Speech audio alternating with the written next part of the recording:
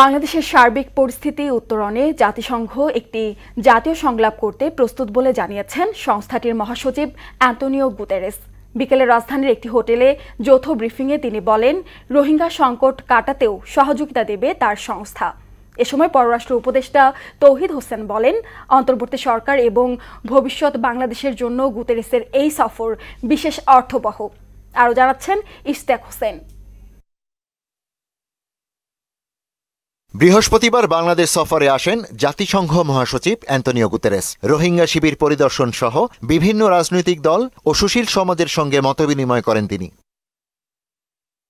তৃতীয় দিন বিকালে রাজধানীর একটি হোটেলে যৌথ সংবাদ সম্মেলন আয়োজন করা হয়। এই সময় বাংলাদেশের প্রশংসা করে গুতেরেস বলেন, জাতিসংঘ শান্তি রক্ষার অংশীদারের পাশাপাশি গণতন্ত্র ও সমৃদ্ধির পথে অন্যতম গুরুত্ব সময় পার করছে দেশটি।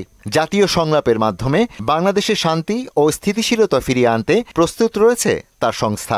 This is a pivotal moment for Bangladesh, and the international community must play its part in supporting your efforts towards a just, inclusive and prosperous future.